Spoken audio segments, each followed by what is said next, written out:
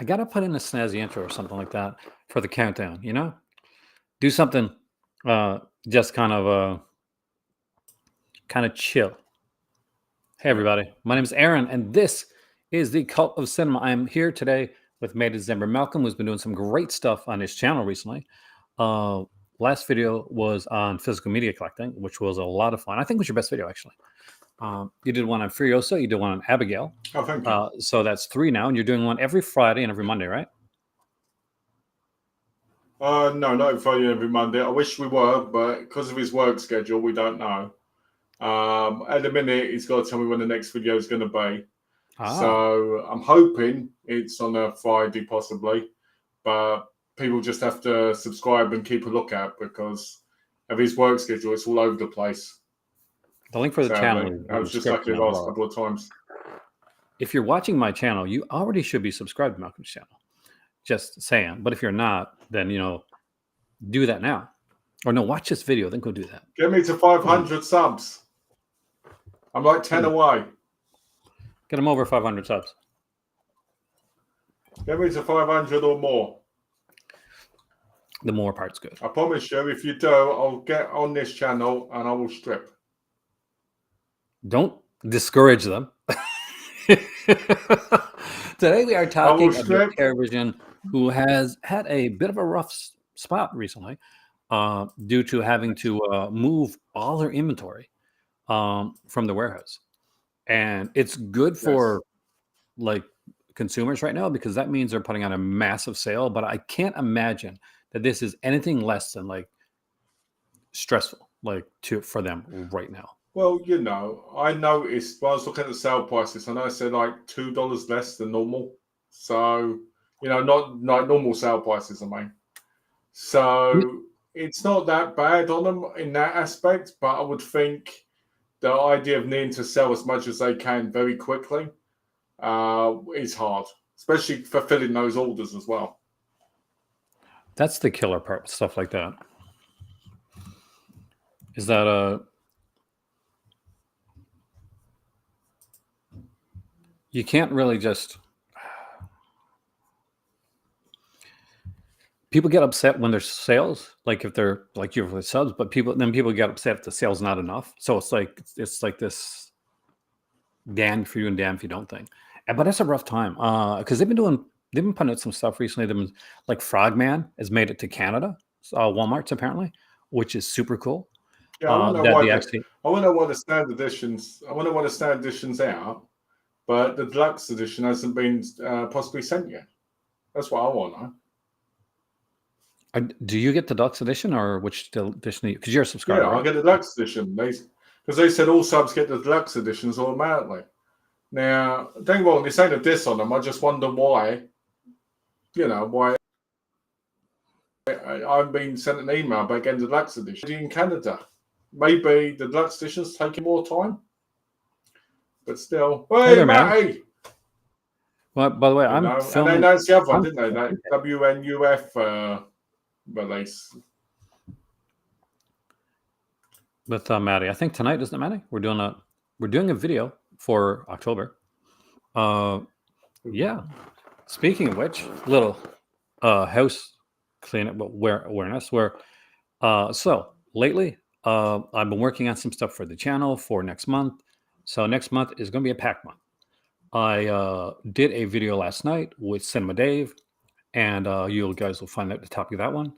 I have, as Malcolm knows, which I can't say right yet, but there's a big video coming on the 1st, as well as a movie review too, because I am reviewing. Which one is it? I do apologize. So which one am I reviewing this time, Malcolm? Aaron's reviewing sex toy handbooks. Things will be different. He's got the toys to show how to use them for people like George. So I'm really curious about that because I've heard good things, but I'm trying to go in with like a tempered expectation. But I like it's a lower budget sci-fi film aspect to it, and I want to see that. Hey, and Ready, welcome, man. Hi, Ready. Hello there, my Canadian brethren. But yeah, so there's a lot of stuff. I'm doing a video with Malcolm, pre-tape that's going to be for that series, and I'm excited about that actually. as well as me and you and my dad are going to be tackling a mini franchise, and I guess I can let people know kind of what this is. So we are going to be doing the remake and the sequel to Terror Train that were two originals, and they were Canadian films. We're going to be talking about them. We're doing all three of them. Here's where, yes, we are doing all three. However, the original is a Patreon exclusive, Patreon membership exclusive, but the remake and the sequel will be here on the regular channel. You have to have things for the people to keep your doors open. Just big heads up, me and Matty are going to be doing a video together soon. Just so he doesn't get upset, we're going to be talking about our hate for none other than Matty knows, and he'll say down below because it's an inside joke now. Hey, I'll just say RZ. How about that? But now I would like to have you on at some time, Matty. To be fair.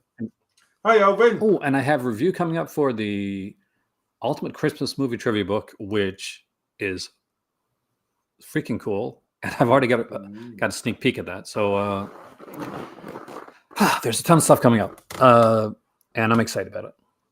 And for the membership and Patreon people, our Crimson Cast magazine is double length this time around, and we're gonna have a very special bonus. Haven't had a good night of sleep in a few nights. Well, we can like push the video to on like another night so that you can actually get some sleep tonight, Matty. I don't want you like. What's the great news, Raph? But I guess all you guys are here for like television, right? Like that's the thing. Like we might as well have that topic. Like, yeah, let's get into it. I'm talking about Rob Zombie George. It's a joke with me and Matty now. I love me some of that stuff. Are you ready? Hello, Robert. Why am I not seeing the whole screen? It's good to talk. I was looking through this. So U.S. orders over $99. It is free shipping. Code USA Canada, $149. Code Canada for free shipping. Rest of the world, $199, and you get free shipping, which is cool. Can I ever get free shipping? Will you get free shipping? In the UK? You'll get free shipping eventually. In the UK? Well, yeah, you're the rest of the world, $199. Yeah, but technically Canada is a part of England. And USA is technically a part of England as well. So technically we should be $49. So here's the thing. You guys, like Mr. like, world conquerors there, have lost so much of the world. Oh, you're saying we lost the empire, so we deserve this. I'm just going to say, Brexit kind of screwed you guys over. Ooh. There used to be an older lady that used to have a show where she talked to textiles on TV in Canada back in the day. Her name was Sue, actually. She was really cool. Hey, Robert, man. What's her name? Susie Socket. Sue was really good. She had like the she had a show on TVO, and eventually she had a show on Sex TV, which was a channel we had in Canada. But it was a ton of fun. It was like she was really cool. So let's go over some of the stuff here. We're starting out with a cassette. I love me. Unlike Malcolm, I'm not a hater of like older like physical media stuff. I'm a physical media person. Malcolm is a part-time physical media person. Yeah, I'm not a hater. I just am a realist. So here we got the cassette for Friday 13 Part 5, A New Beginning, the original soundtrack cassette. That'd be kind of cool. $13 for cassette is actually, that's way cheaper than I ever paid for any cassette when I was collecting cassettes. Is this American or Canadian? That'd be American. No, television is American. Yeah, no, but sometimes you change the prices. No, not here. It's like is this all stuff's in American. Okay. But yeah, no, unless you're buying from Value Village or Salvation Army, like back in the day, cassettes were like, $19.99 to like $30-$40, depending on what you got. And I like that this is a. I want to dive into this a little bit. So I love the red. I miss cassettes. So I used to love Oh, this. Or that's black one nice. too. Is that a black one? Oh. That is gorgeous. It's multicolored. And as you know, many people that watch this channel Oh, know wow. I'm a massive fan of this film. I'm like a defender of like Friday 13th Part 5. Do you remember the tagline for the movie? If Yeah. Jake, you know, Friday the 13th Part 5, New Beginning, Shit Your Killer. if Jason still haunts you, you're not alone. Oh. To answer your question, Matty, I was cracking a joke about how you were going to be doing a video on my channel. We're going to be talking about Rob Zombie movies. I'd watch that video. It'd be fun. I'd for narrate sure. I'd like moderate the fight. WNUF Halloween Special Blu-ray. I love this cover, by the way. Is this the second one, or is this the first one? The new one, isn't it? That's the new one because it didn't come because it came with a different slipcover Oh, originally, that's and like it was on the first. Vinegar Syndrome.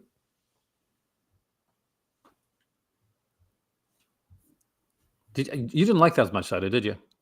No, I didn't like this. That's why I'm a bit disappointed about the second one coming out. We have like different. That's a cool thing about like us. We have like super different tastes when it comes to certain things. They have some really cool titles. They have some stuff that I like. They have some stuff that's not for me. But as we go through, I'll actually mention the stuff that is for me. And Malcolm is a subscriber, so he gets all their stuff, whether he wants it or not. So we had to talk about some titles that he actually really did like, ones that stood out to him, ones that he was like, that wasn't so much a biggie for me. Point counterpoint. See, whenever I think of that now, like a lot of people would think like point counterpoint, like that are my age. I think like the news program. But I'm a Saturday Night Live SCTV guy, so whenever I think of that, it always comes to that Dan Aykroyd like quote when she's makes her big speech at like the point counterpoint thing, and he's just like, "Jane, you ignorant slut," which is the greatest.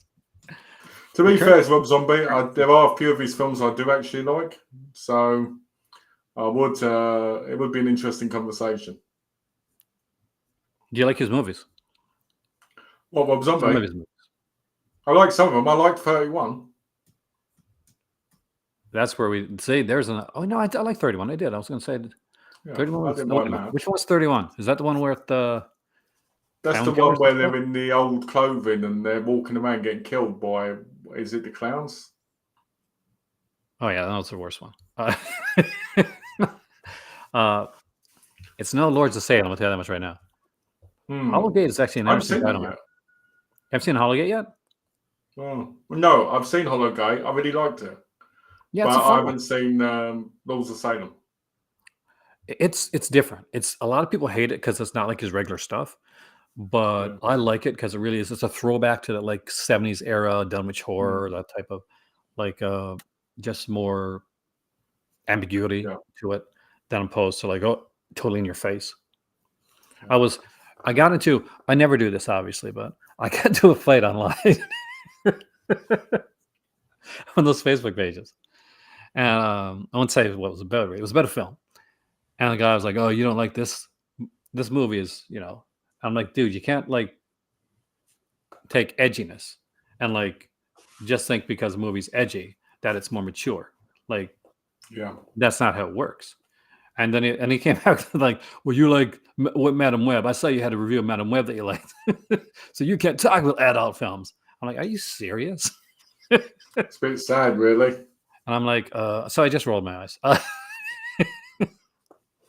will say this about the new Killing Spree slip. I don't understand why they're doing slips or so, like new ones. I mean, if it's good business, it's good business, but it seems a bit early. To be like doing like a budget edition. I get for the WNUF because that's sold out. I'm talking about the ones that were already available, I guess, on their site. I guess in a way, it's like to leave like I guess more budget-friendly options for people that may not be able to buy the more limited edition ones. Kind of like a standard versus Maybe. limited, you know? I don't know. I guess. There's the one you're looking more forward to, WNUF2. You know, you might like it better. You don't know. I might do. I'm not going to put a movie down until I've watched it. I mean, I think the reason I didn't like the other one was because it just kept feeling like advert after advert after advert, and it got tedious after a while. Oh, but I love the advert. That's one of the things I loved about it. You would. You like tedious things. Like, you play tedious games. So I play good game. I have like different. You play. Well, I mean, when I say tedious games, I mean you play grindy games. So you'd like the, what do you call it thing? You know, they're good games, but they're grindy games. I love grind. Like, I love the grind. Exactly, you love the grind. That's what I mean. So you'd like that more. Me, I'm like, oh, just get back to what I'm trying to watch. But I get it. Technically, it's a part of what you're watching. Now, I'm gonna warn you, Malcolm. There may be some VHS looking stuff here, in case you know, get bothered with that. Michael's like, you're an asshole. Malcolm, that's what Michael's like. No, you're a dickhead. I'm thinking to be careful today and hold my responses. So Dante's Inferno. Let's look at this. 1911. Yeah, 113 years old. I've seen it. It's good. This is the one. Did you see it? What did you think? I haven't seen this one. I thought it was good. I think it's good for what it was. I thought it was one of those films that is of its time, and I liked it. I thought it was an interesting version of it. Oh, did they do this colorization thing, like the colored cells thing? I think there's like a couple of different colorizations to it, I think. Because I know there's like, what's it, 2 or 3 scores for this movie? Yeah. I think that's probably one of their best releases so far. This is one of their best releases as well. I love this film. It's cool to see more of this stuff come out, because this is the type that I want to see. Yeah. This is the type of stuff that you'd only see originally from like Mondo Macabro. Yeah, exactly. This screams Mondo Macabro, man. It's Barry Prima, for crying out loud. Yeah. And when I think Barry Prima, I'm definitely thinking Mondo Macabro. For those that don't know, it's not bad. It's not bad Friday the 13th trip either, to a degree. It's a fun one. Like, Barry Prima is like an Indonesian actor, and he's Indonesian, right? And he did a bunch of these movies, like the Warrior and all these really cool ones. Primitives,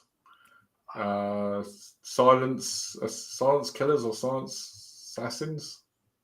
Object I'm Full of Worms. I wasn't big on this. Is released. That's an awful movie. I was not. Yeah, that was not. That I'm not gonna lie. This was not for me. This is actually. I know the guy that made this movie. Because this is Michael Keane's, right? Yeah. And Michael Keane did this. For those that know, Michael Keane actually, is a filmmaker and a YouTuber. Also known as Nipple Pasties. I remember when he did that, and I'm like, I'm glad it's you, Michael, and not me. But yeah, he has quite the sense of humor for that type of stuff. Parasites. Did you like Parasites? It wasn't that great, but it had some really fun moments in it. Okay, I gotta ask this one because I'm not seeing Attack the Killer Refrigerator. Okay, that's like a 15-minute movie. So it's basically, I think there's 3 titles on there, technically. And they're all decent, but they're not anything that you're going to rave home about. I like this cover. Everybody thought it was the other one, didn't they? The other refrigerator one. Hey, there's Cinematech. Welcome, man. Hey, Cinematech in the house.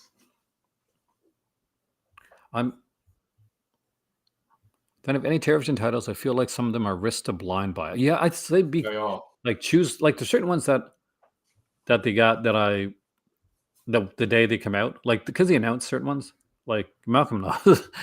There's certain ones that's been announced that when they come out, I'm like, I need those titles. When they did Nail Gun Massacre, for instance, I knew that's an easy one for you, and it's 4K.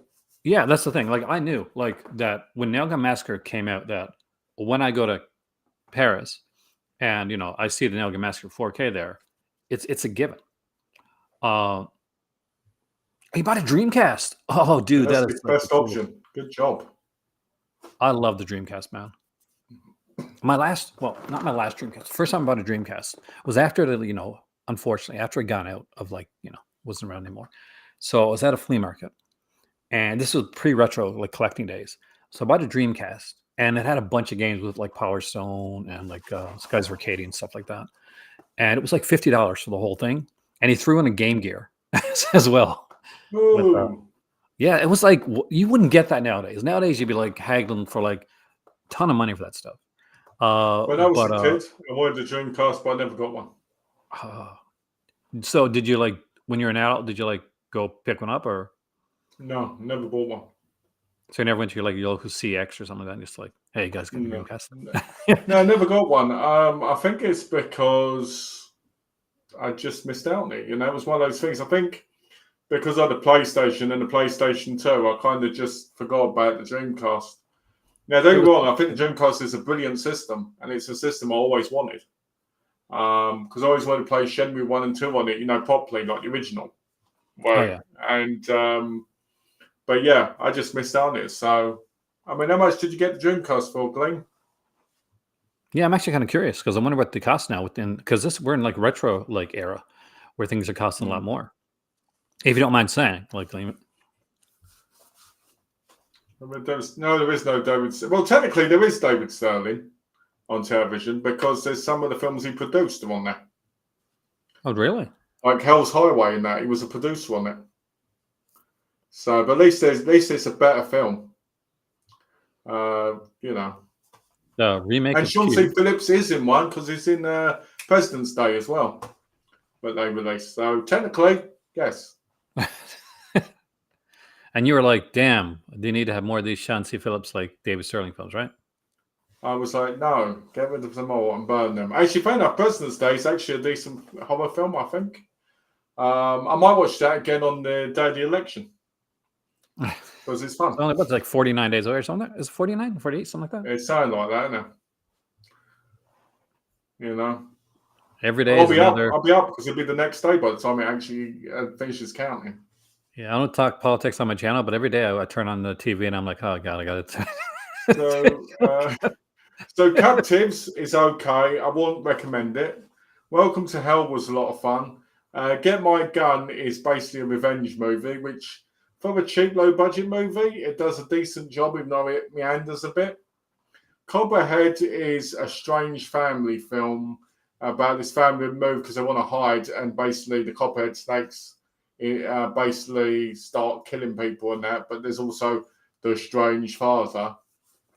Sean C doesn't play the president. He actually plays one of the students. But there's this weird scene with him and this attractive blonde girl, I believe, where he talks to her or something, and she asks him out, or he asks her out, and she says yes. But he gets killed off in it. So he gets the love interest. That's kind of cool. Yeah, a little bit, which is a bit shocking. Just because in the whole movie, it's just like, oh, and all this. It's really strange. But for the film itself, like he did with Eric Roberts. Eric Roberts comes up and like says he's a massive fan. Do you remember that one? Kind of. Yeah. What was that other one he did? Oh, it's $376. That's not bad. That's not bad. With every game installed, a modded one. So it's a different one. Did you get the memory? Because Dreamcast had the coolest memory card. So it had a screen on, right? And you would plug it in. And I remember I was playing like I think it was Sonic Adventure. And there's a Chael. You go in the Chael garden and you can grow you can raise Chaels, kind of like a Pokemon type of thing. Well, if it's already got the GDEMU with every game installed, then it would already have memory saved to save it, like most of those ones do now. Well, the memory cards had mini games on. George, you missed out on the Dreamcast. I'm just saying, dude. You wouldn't be playing PlayStation 5 today if Dreamcast hadn't come around and did their internet and stuff first. So, Ooh. It's true. You got it. He wants to be true. Let's be honest. It's true. Well, if it wants to be true, there you go. The Cube, the Japanese remake, is decent, but it's basically just a redo of the first one with terrible CGI in it. Well, that's the thing. You can't get better than like the original. That's one time Canada did that, right? The Lost in the 80s, the Joe Sasso collection is the only one I've turned off and never gone back to. So I thought it's horrendous. And also, if you want to watch Joe Sasso movies, you can watch them on YouTube because the director uploads them on YouTube. So there you go. In case you want to try before you buy. Wood Chipper Massacre I haven't watched yet. Blood Car I really liked. I wonder about Blood Car actually. Yeah, it's fun. It reminds me there was a TV series. You know, the one with where they had like the blood for gas. Hell's Highways here. That's one you mentioned. Yeah, I know what you're talking about. You talk about the. Oh, you missed one, didn't you? Did I miss one? Killer. Well, Killer sold out, so I didn't mention. Yeah. No, if you go up, there you go. America's Deadliest Home Video. Oh, I didn't mention it because it was already sold out. Oh, okay. Cinematheque, yeah, I own every single television title, so. Oh, Killer sold out as well. That wasn't that great. Like, Hell's Highway was fun. $14.99, like for Blu-ray, is not a bad price at all, actually. In case people don't know, last television video we did, me and Anne were laughing at what happens next will scare you. Yeah, I remember that one. Oh, that was such a fun one. Yeah. We used to do like Television Tuesdays, but Television actually stopped doing Television Tuesdays too because, it was just, it was too much. It's the take on, and I don't blame them. Shout out to Brad, by the way, from Television, who actually, he's had a bit of a rough time recently, so hopefully he's doing okay now. And we recently had Ryan on there, who works out with Television as well, so that was kind of cool. There's certain titles that I want. What happens next will scare you. It's scared. Escape from Hellhole. This is the one I'm thinking of, isn't it? That's another. I think that's another Indonesian title. Yeah. I watched it. It was all right, but the weird thing about it is there's no nudity in it. But what I do like is the guy gets his tongue cut off. The villain gets his tongue cut off in the bath, right? And when he's having to go at the wall, he goes, oh! And you just end up laughing the whole time. Brilliant. There's Shrek. Like, don't get that confused with your kids. For your kids, your kids are like, hey, kid, you want to watch Shrek? Can you imagine that? Shrek is about a killer that comes back after a guy's sex with a doll or something. And basically goes around killing. It's a bit, Chocolate Story Vanilla, I haven't watched yet, even though I own it. American Nightmare is decent for a 2002 movie of the period. That's got a nice cover. So is When the Screaming Starts, actually. I don't know if I think I've seen American Nightmare, but I don't think I've seen When the Screaming Starts. But I do like the cover. Yeah, that one with When the Screaming Starts is boring. Is it really? It's not. It's a comedy horror. It's just not that fun. I mean, everybody's entitled to their view, and I'm sure there's people out there that love it. But for me, Love and Saucers, I thought was a great documentary and hilarious with the way the guy would talk. So, there we go. Brad's recent podcast with Charlotte Midnight, he said he left Vinegar Syndrome because he didn't like the direction they were going in. Well, I'll say this: from what I've seen of television so far, and I've seen Vinegar Syndrome, I can see what he was trying to say, because I think Vinegar Syndrome are slowly getting into the more well-known movies, slowly. And I think television is still trying to stay on the bandwagon, but I think was what was originally what Vinegar Syndrome was like.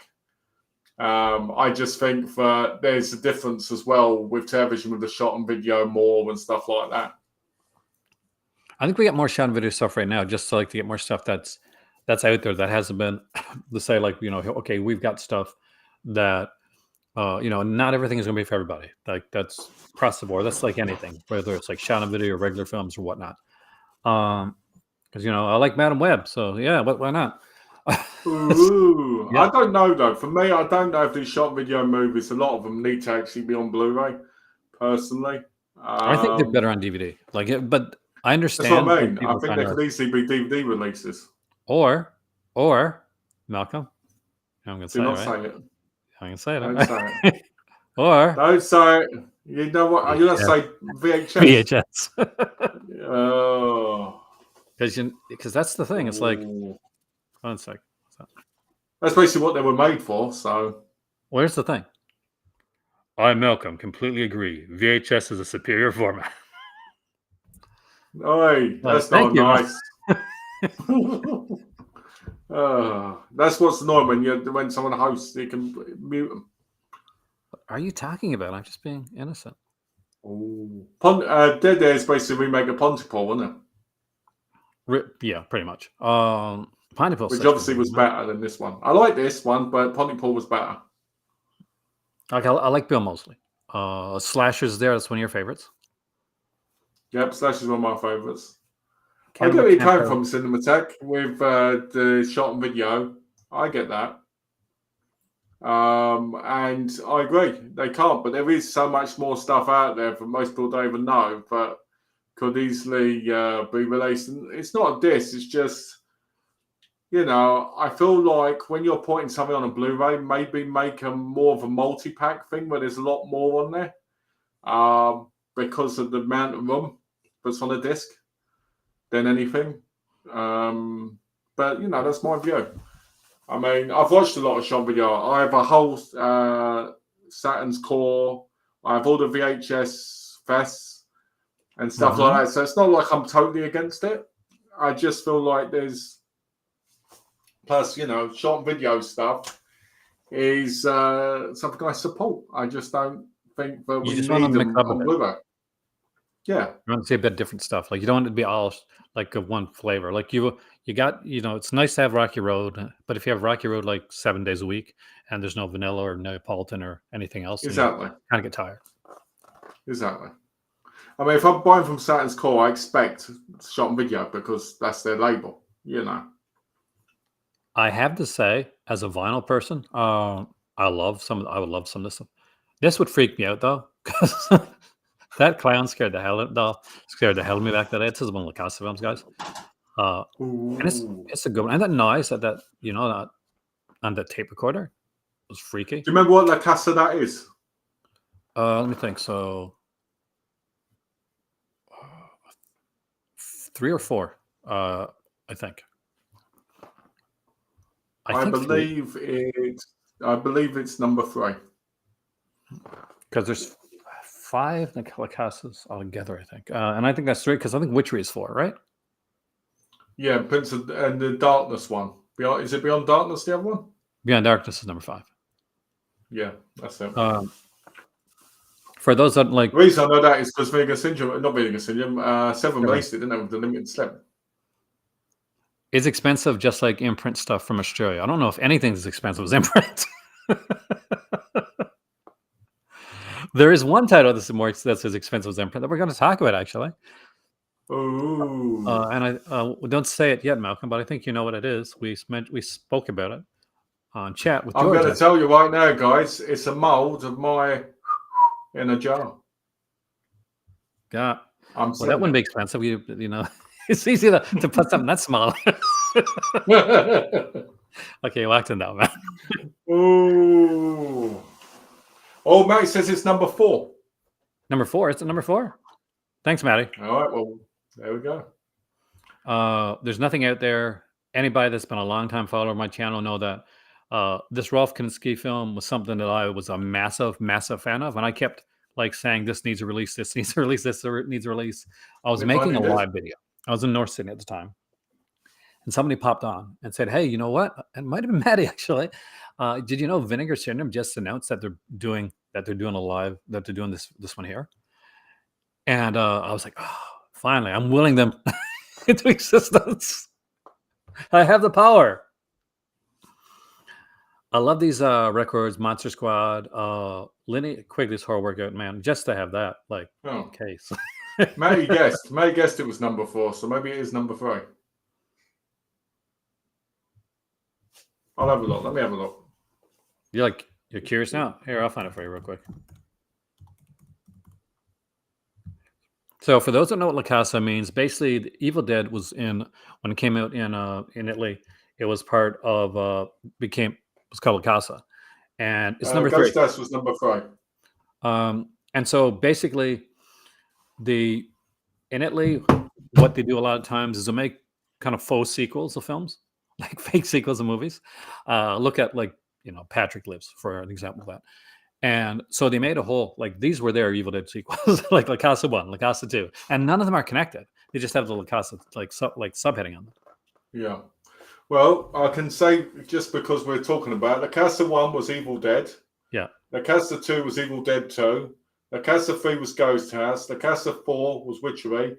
La Casa 5, Beyond Darkness. La Casa 6, House 2, The Second Story. And La Casa 7 was House 3, The Horror Show. You brought them up there on the screen, eh? I do. It's like the Karate Tigers. There's like 12 Karate Tiger films, and they all come from completely different series. I love that, though. There's some really nice. I've never looked at their vinyls. They got some really nice vinyl stuff here. George breaking the news. Great news, guys. Yes, I'm getting Never-Ending Story set from Imprint. Can't wait. Well, I reckon that'll probably come early December, because I think it comes out in late November. That's one that I had a bunch of people like. I talked about the title on, well, because I live in Morocco. I'm awake like you when they start announcing this stuff. So I was one of the first people to put it out there when the Never-Ending Story thing came out, and I'm like, okay, this is cool. It's coming out. Like, they've announced it, and I worried that, okay, it's expensive price. Nobody's going to pick it up, right? And I had so many people like DM me about, like, oh, it's cool. I just ordered it. like I picked it up. Like, it didn't matter to them. They're like, these are like, I totally had to get this. So just so you know, for this here sale, by the way, guys, it's going on for the next 5 or 6 days. And TerraVision, basically, where they're storing all their stock at right now, they can't store it there anymore. So they need to get rid of a lot of inventory. And so they put like around 99% of stuff on sale with free shipping thresholds. So if you want to try TerraVision stuff and you got the bones to do it, now's a good time to do it before they start bringing out their next like wave of stuff. Because I'm curious to see what comes next. That's because we know that there is some stuff coming out. There's some bigger stuff coming out, but we don't know what it is. Yeah, they must have a big backlog of titles to release by now, I'd think. They've teased some stuff, and they just haven't been able to out and say it. I had Ryan on the channel, and he said, "Oh, there's stuff, but I just can't talk about it." It's just.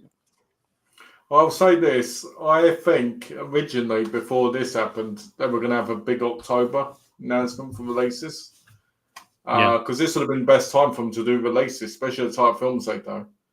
So it kind of sucks, but now they're doing this because they have to move because. Yeah, it had to have push things back, and just as they're trying to they're still a fairly newer company, and they started working on like the Vincent as part of that the sub label type, the partner label like thing, and went on their own, and they've been trying. They had a big announcement when they first came out, and like they've been rolling things out, but certain things. Here's the thing: when you got a lot of films and the thing about Brad is he knew a lot of people in the industry. He was able to reach out, and get a lot of different films. But the thing is, when you get so much and you're a smaller company and you're coming in, you want to make sure something comes out that, things get pushed back because you could be the scan. You could be doing features for a film, and, I can get this person just on a much smaller basis on my channel, for instance, or on a lot of channels, I guess Heath or someone, or Ryan. When you get someone on like interview, it's usually a lot of time it's within their time frame. So you're not okay, So sometimes if you say you're putting out, what's one of the more recent films they put out, Fragment, right? So let's just say they need to get one of the actors or director or something to get a really good feature. And the person was either out of the country or sick or doing something else. They had to wait on that person or put a substandard release. And sometimes you just can't do that. Well, I mean, actually a cool package. We got to remember is I think when they first came out, that 13 weeks of, the 13 weeks of Halloween or whatever it was, where they announced Black Cobra, Gator Bay, and all these other titles. I think they were pushing themselves too hard, to be honest, because they thought they were going to be able to release them. And do I wish they'd released them? Yeah, I do, to be honest, because they're all great titles. But sadly, they kind of were pushed back, but we did get other titles along the way. So, what was that? Packaging these days, infinite events, so it's $200 because of the packaging. Price it should be a real leather book. Ooh. I don't think it's that. Like, let the book have somewhere in there. Let's do it. Let's talk about the title that I wanted to talk about. All right, let's talk about. Think I you don't know know what what it it is, guys. Oh, Dot Sky Films. Now, if you want to see, like, look at the film, like at the set itself, I 100% recommend you check out Piswell's video where he actually shows, because he was at the convention where they showed off the actual set. Oh, they showed it off, did they? Yep. So I definitely recommend that you check that out. Oh, come on, Dark Sky. Why don't you friggin'? Oh, take it, son.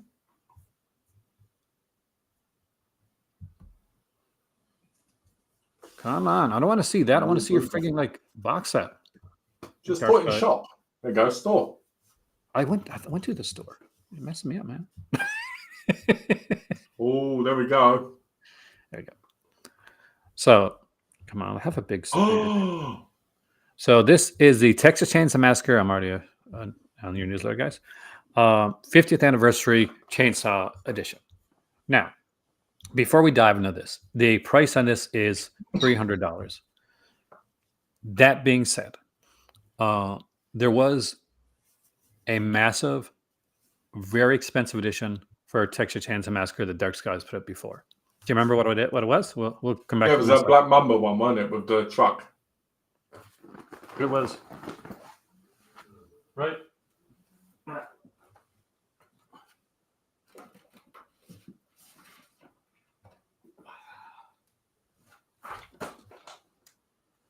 It was the Black Maria set. This was massively expensive. I did not pay a massively expensive cost for this thing here.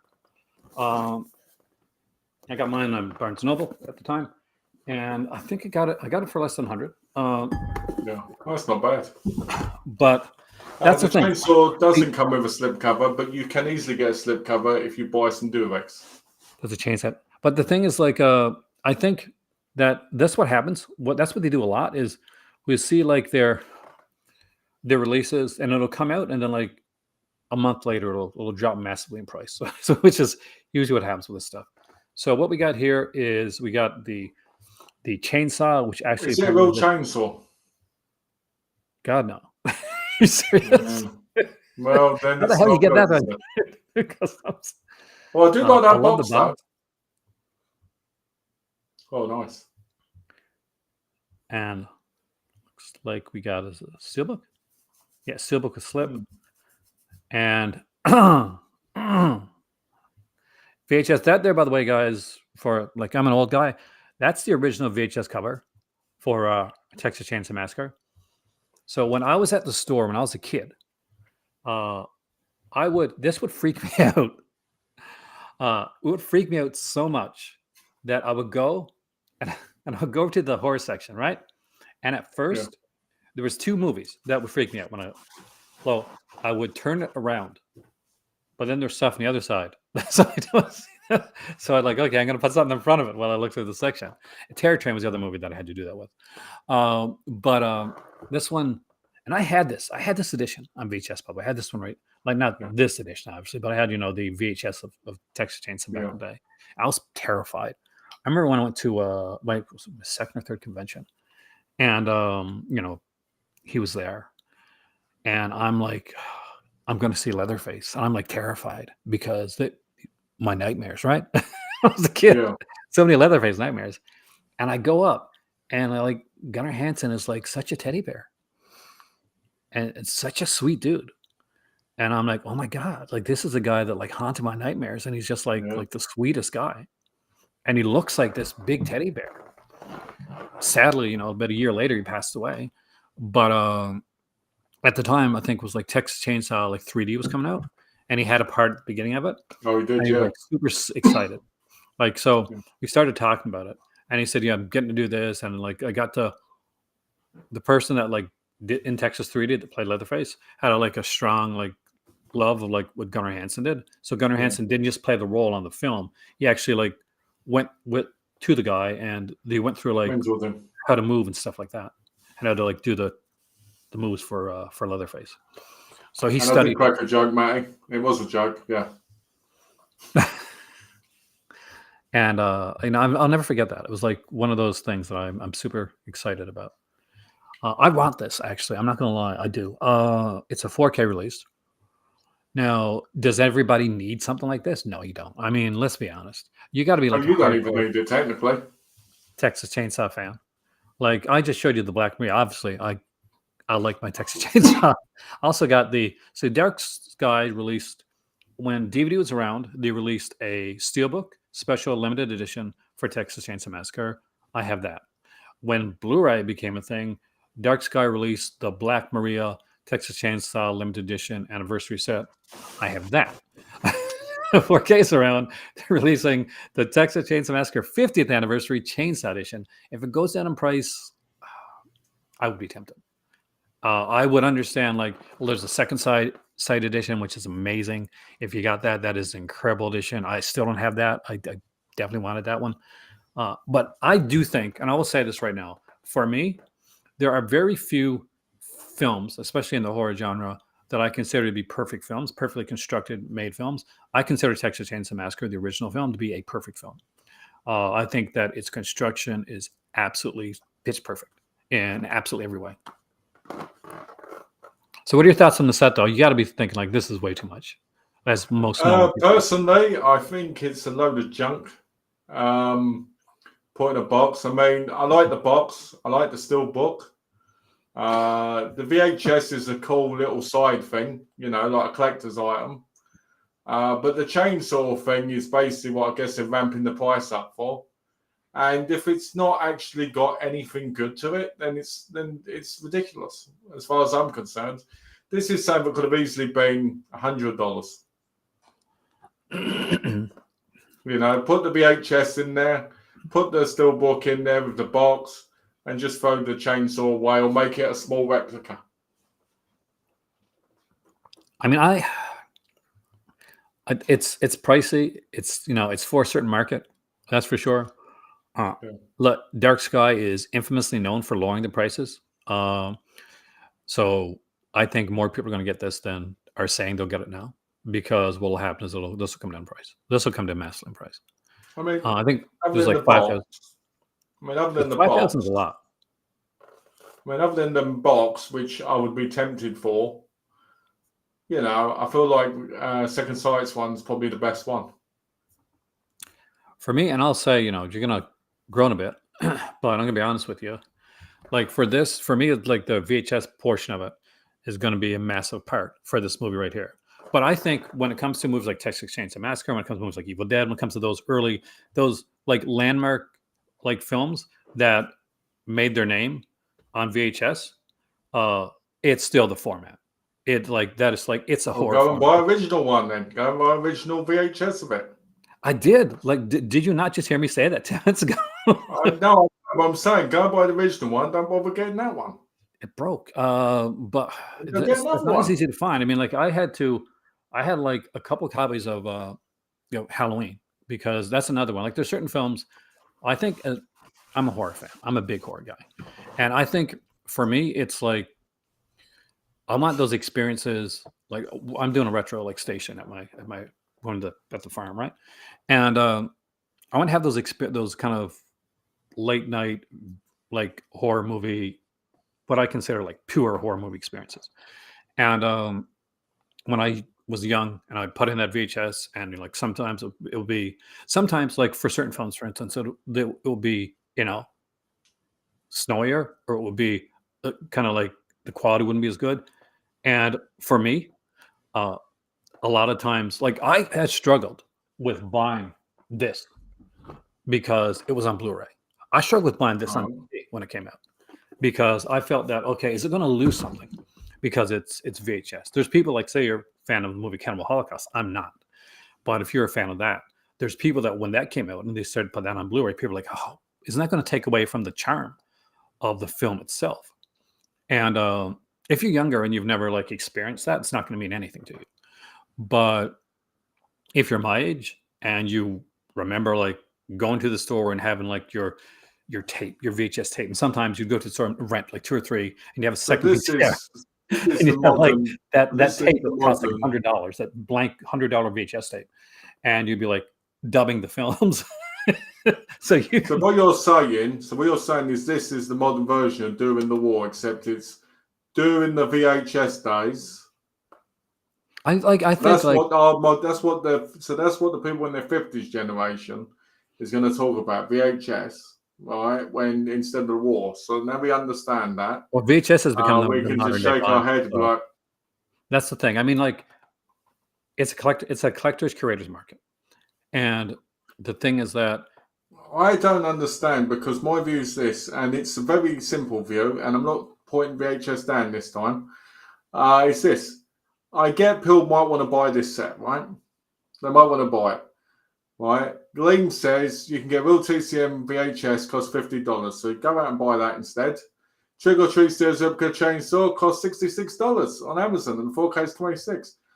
I've Other than seen the it. box, I personally feel like it's a rip-off. And I think anyone who wants to get the original feel of VHS, go and buy original VHS, not one of these ones that has been done, especially for collection, because that's not the original feel. Because it's not the original release. But here's the thing. To play devil's advocate here, this the Texas Chainsaw Massacre 50th anniversary Chainsaw Edition is come out. I know a specific price point, which I think is a little bit too high, but it is definitely marketed towards a certain, by certain people. The way that like certain titles are going to be marketed towards, like you. Here's the thing: Texas Chainsaw Massacre is out there on 4K for anybody to buy. It's out there on Blu-ray for anybody to buy. You can still buy Texas Chainsaw Massacre on DVD, and like was just mentioned by Gleaming, you can buy it on VHS. So nobody forces anybody to buy anything. What I like is that we do have a market where there are all these options. Like at the end of the day, here's the thing. It's something that I'm excited about, but I want it at a lower price point. But I'm excited for people that can afford to go out and grab it at this price point that are massive Texas Chainsaw Massacre fans. If you're a fan, if you're like a massive fan of something and something comes out there and it's like, it might be at a slightly higher price point, you might end up picking it up anyway. Because like this, it still wasn't cheap. Like I could have bought, like when this came out, I could have bought, hey, Ryan, welcome, man. I could have bought the, obviously Texas Chainsaw Massacre, just the Blu-ray for like, for $20. But I decided to get the Black Maria edition because I love Texas Chainsaw Massacre, and it's one of those Yeah, I films. I'm get like, okay, that. yeah, I mean, I think Texas Chainsaw Massacre is one of the greatest films of all time. Especially considering the violence is very limited in the gore section of the film. I think that's impressive, considering so many films relied on that and were starting to, get that way.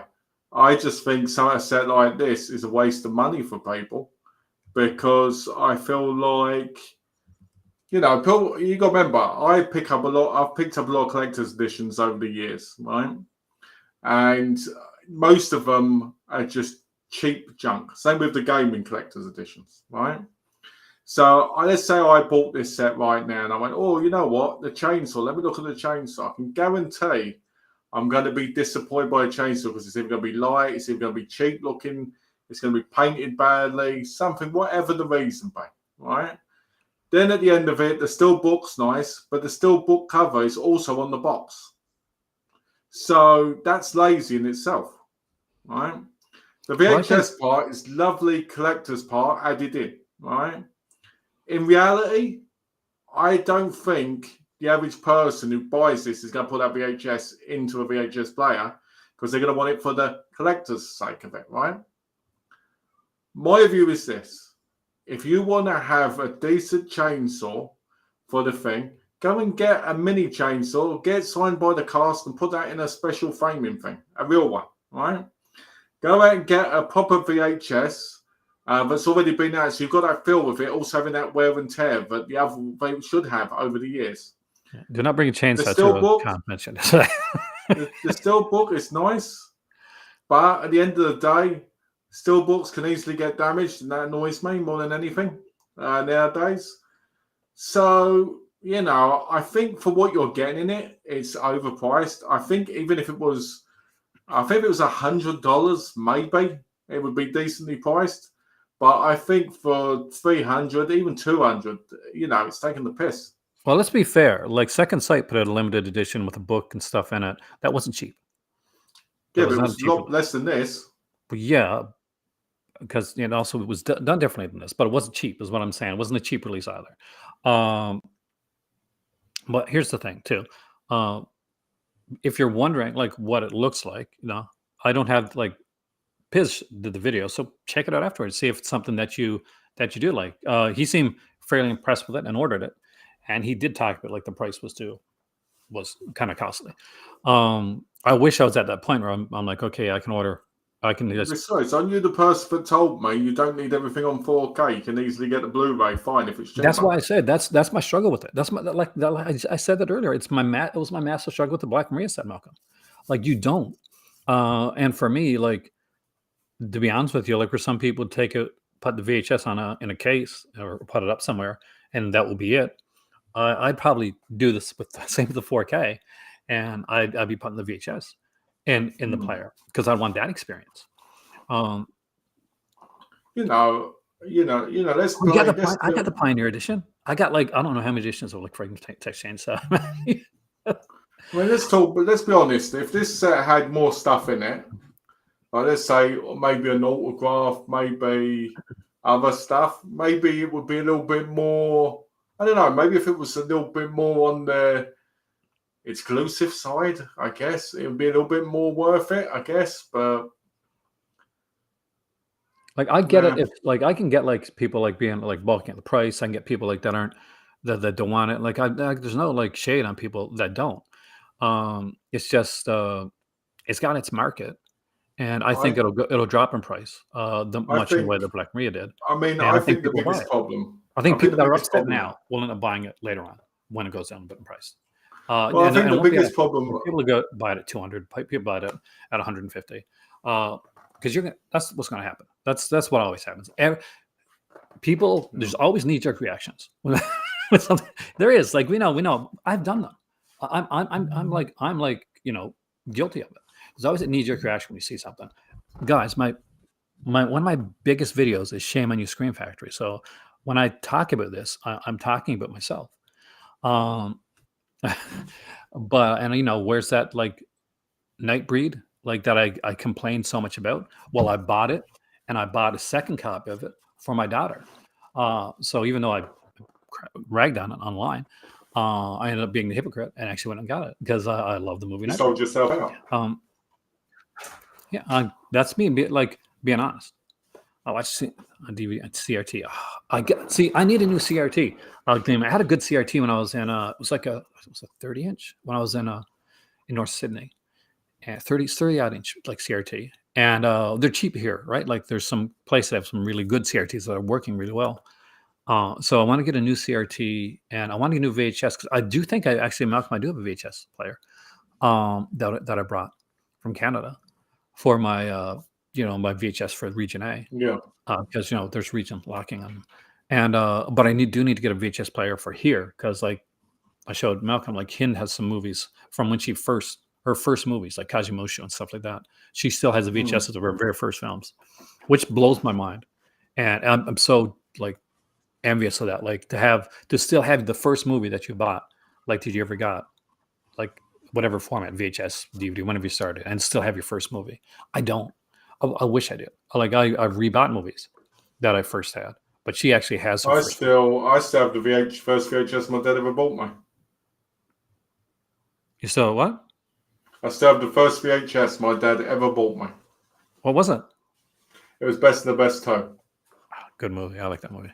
I still have it because it's the only movie I remember but he bought me without ever needing to be asked or anything. And it came out of a corner shop, and I took that VHS all the way to America with me. I brought it all the way back with me, which is weird. But yeah, I kept hold of it.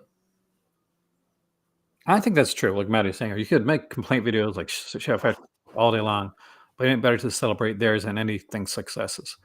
Yeah, I mean, it gets how annoying has it gotten, or how taxing has it gotten? Like, especially if you're like us, if you're a movie curator, collector, whatever, comic books, video games, how annoying do those like negativity videos get after a while? You know what I'm talking about? Because that's like I think sometimes there is reason, but it has to be a valid reason. Like I think the whole re-releasing stuff on 4K instead of I've been on Blu-ray and that. I think that's just overthinking personally, because every company's going to do it. If they've got the rights to it, why wouldn't they? Right? But I think when it comes to something where it comes to this like overpricing for things, I can see why people would complain. But you're right, there is too much of complaining in general about stuff. I think it comes down to like you get a section or subsection of like of YouTube or the internet itself that you like mine for negative content.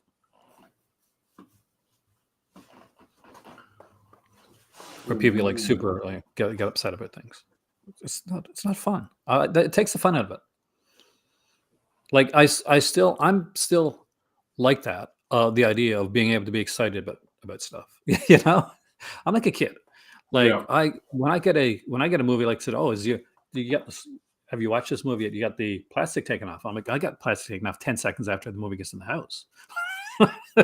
Take me minutes to watch the movie, but I'm like, it's like Christmas, you're lucky you do get excited. You're lucky you do get excited. I may get excited over anything.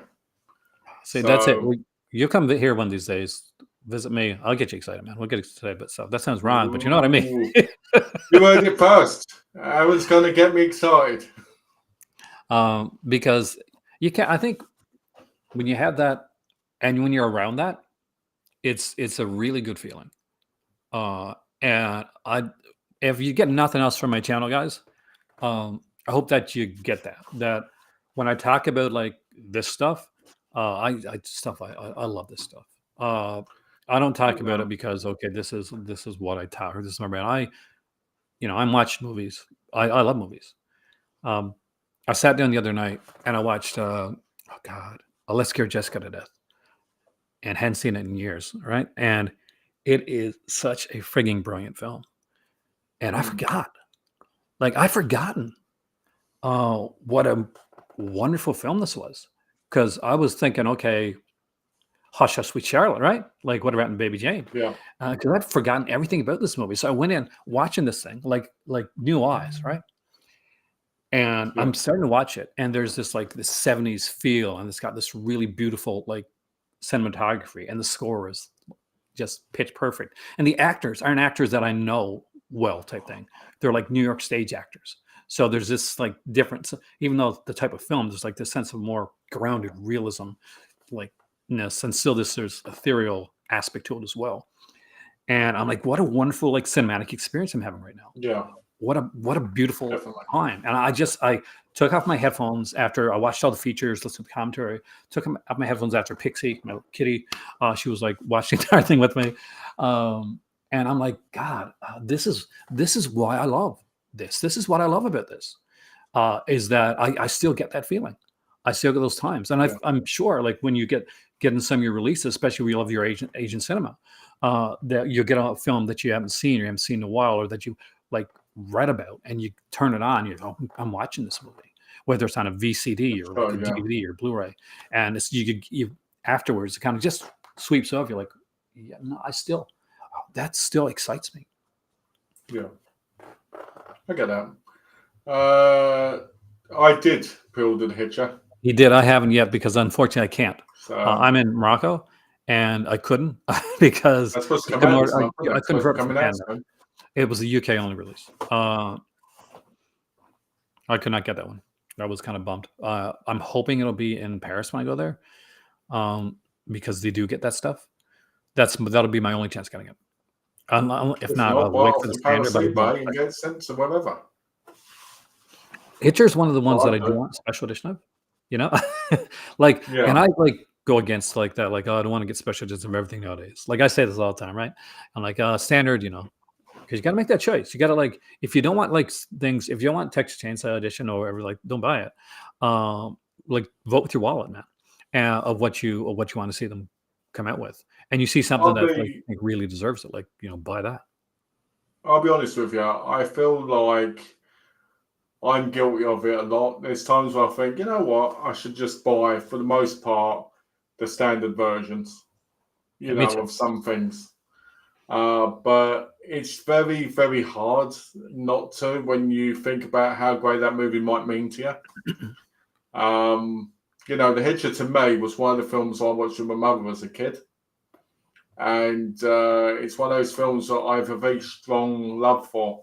That's why it always surprises me when people like my cousins say they never understood the point of the Hitcher Oh, and really? why it's so much. Yeah, seriously. Because I'm like, there's so much to that film. But, I'm looking forward to it. It's the end of the month. Okay, cool.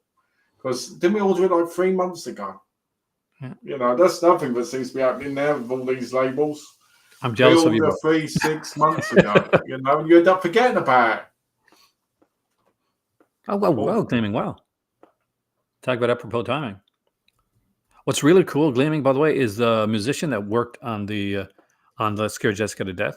So the guy that made Let's Scare Jessica to Death, that was his first film that he made. He made a short film before that, previous to that. That short film that he made before Let's Scare Jessica to Death actually got nominated for an Oscar.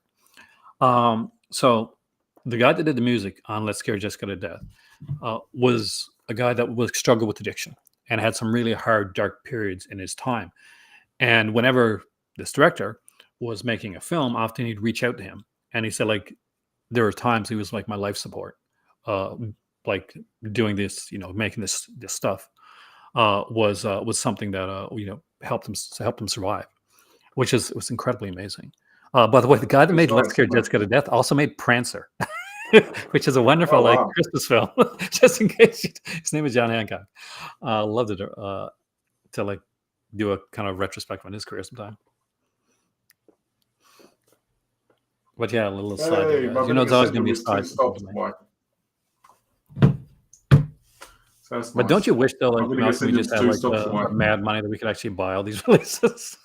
Like we were that like we were that like bling bling that we were like, damn. I Oh, I agree. love it. I spent It's so much low-key love. I just master love the based. song. I'll do a retrospective on one of these days. But I want to do it right. I want to do like a proper Yeah. good retrospective. So it's going to be a lot of editing and like into that. Cool. Didn't Imprint or somebody put out Let's Go Jessica Death as well? Was it Imprint or was it? It's one of them. Yeah, because I know they put out a nice edition with the scene with the I think water. I think I might actually own You it probably on did. one of them. I would be So, surprised if you didn't, Malcolm. yeah, I probably own it on one of them, but I just can't remember.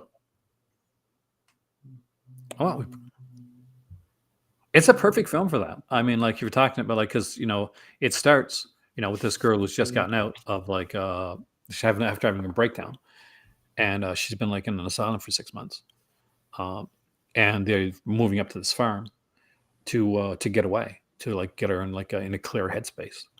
And right from the beginning, like things start to seem like a little off. Imprint that release, tons of extras. There, lots of extras. So you probably have them, Matt, because you bought a lot of Imprint stuff. So I have. Let's have a look. like I have the Scream Factory edition. I bought it when I was in Canada, and I finally said, "Okay, I got to sit and watch it," because I've been watching like a lot of like different films recently. I watched a lot of like Spanish horror and stuff the last few days. Watched a lot of like Nashi, and I wanted to sit back and want to kind of cleanse my palate, watch something a bit different. That's how it came about. Sometimes it's good to do that, mix it up a bit. I started to watch like Tales from the Dark Side, and I get to like the first couple episodes. The second episode of Tales from the Dark Side, by the way, is like one of the worst episodes of TV I've ever seen. It's got Vic Tayback, and I love Vic Tayback, right? Yeah. And so it's called The New Man. And this is the episode. Are you ready for this? Are you ready for this exciting Yeah. episode? So Vic Tayback is working at his desk, like doing really good. His boss is listening to him, like how well he's doing. His boss says, you want a drink? He's like, no, I'm got to get my work done. And then the boss leaves. As he's leaving, this little boy comes in, and he says, I want to go see my dad. And the boy comes to Vic Tayback and says, hey, Dad, I wanted to come walk home with you. And he's like, are you joking? So who are you? And he's like, yeah, Mel, right? From Alice. He's like, hey, kid, I don't know who you are. I don't know what kind of joke this is. And so he ends up takes the kid to the police station. And then he goes home, and his wife gets a call, and she's freaked out. And he says, yes, bring him on home. I'll get the door. And so she gets the door, and the kid comes in, and thank you, George, man. Yes, hit the like button. And they're like, she's really upset. Like, he's like, this is my kid. I don't know what you're talking about. Why are you trying to do this to me, type thing. And she says, you just finished. We just got you cured, alcoholism, drinking and stuff like that. So he spirals down real quick. It's only a half hour. And he's like, at the end of it, she leaves him. Everybody, his family leaves him, and he just gets drunk. And at the end of the episode, there's another guy in that same spot where he used to be, who's doing really good. And the boss comes over and offers him a drink. And he says, no, man, I'm on the way again. I've been good for 30 days now. And the boss is leaving. And he opens the door, and there's a kid there. It's like, hey, I'm here to see my dad. And it's the same kid. I'm like, what the hell does that mean? I feel like I've wasted 22 minutes of my life. What the hell? I did actually review that episode on my channel. Did you really? Yeah, I reviewed the first, I think, 20 episodes. Did you hate that episode as much as I did? I believe so. It's been a long, long time. Because we're talking about nowhere. 8 years. It went nowhere. The one I hated the most was when the kid was in the bloody computer. Oh, I remember that. So my favorite. Where's the twist? I love Inside the Closet, which is a great Savannah episode with Lucy, one of the best creatures from the series. What I need to get is my daughter was smart enough to get them when it originally came out. The series Monsters, which is kind of a spin-off series, which I really liked. Do you know I own that? And I was watching the first season, and I've said this story before, but I'll say it very quickly. When I was a kid, I was up at 3 a.m. in the morning. Right, I couldn't sleep, and I put my TV on, and there was this thing, this monster, alien thing, and this kid, and it gets shot at the end, the alien, and it has a Christmas card for the daughter. I cried that night, all night long, until my mum woke up. I remember, yeah. Right? Years later, I pick up the series of Monsters. Right? First season, I've got on, first episode, watching Dan McCallum. I'm like, okay. And then I get to an episode called Glim Glam. Yeah. I put it on, and I watch it, and I had to turn it off halfway through the episode, because I kid you not, I was crying for the whole day. That's when something hits you from your past again. It was traumatic for me. I couldn't believe it. I was I never thought I was going to see it again. It's like sometimes you'll see something and it'll just hit you in a certain way. And sometimes people say, why does this film kind of work, or this show work the way that it does? Sometimes it's linear, and other times it hits that feeling part of you. Cinema is when you go to the museum and look at a piece of art, is meant, when it's done extremely well, to evoke emotion. And often the emotions that films and movies and TV shows evoke, it can be extremely personal, to the point where Malcolm had is almost like his own Stendhal syndrome, right? Where he's watching something from his youth that kind of brought out that strong sense of okay, I want to ugly cry type of thing here. Yeah. And to see it again years later and realize, okay, that still works. And it's amazing when we see something like that. It saddens me sometimes when you watch something and it doesn't work anymore. The way that you want, that you used to. You're like, oh, I can't wait. It's the scariest thing. It's gonna really freak you out, man. You put it on, you're like, why did this scare me? Well, when I went and saw Super 8 at the IMAX, and the ending of that made me cry. I'm trying to think of the last movie that made me cry. I said that was to teach people to give up on their dreams and raise kids. All right, I'll be right back. I'll be right back. I think my vinegar syndrome package just arrived. Oh, So he's got I'll some be right vinegar back. syndrome goodness coming. Ooh.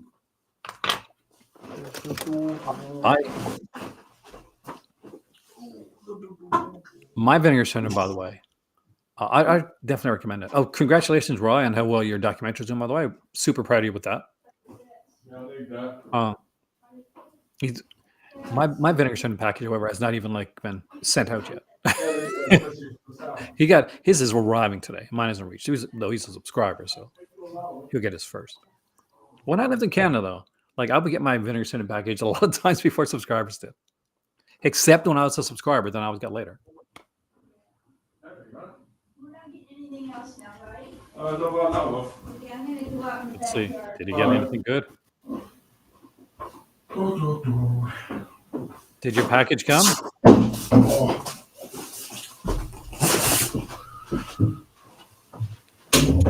As we wait with bated breath.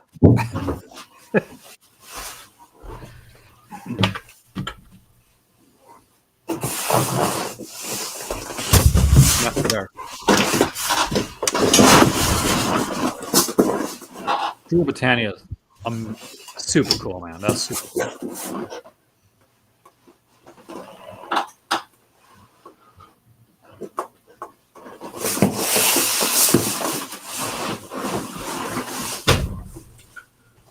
Judd Hirsch and Jack. That's an odd joke. I know I've seen that, but I can't remember that. Oh, there we go. So did you get your package? Yes, right here. Oh, Boom. ooh. Are you opening stuff now? Are we looking at stuff? Oh, I am. I'm going to show some of it. I wonder if my posters are in there. This tape is always so hard to rip off. There we go. Now we can see her a bit more. Oh, here we go. Here we go. Oh, there we go. I could have made it circle like I did with our streamer stuff. We look like two boobs. We do. Boy. Give me a second, guys, to just rip this box and destroy the whole. $20 that's the one. Thank you. Parent put out bringing it to bed. Yeah. Anybody else want to get the Paramount Stairs fun too? I kind of do. Oh, I've got some stickers. Ooh. Oh, I've got 3 of them. It's quite nice. It does. Like the new stuff does sound like a Christmas present. Like that's what they did on purpose, actually. Oh boy.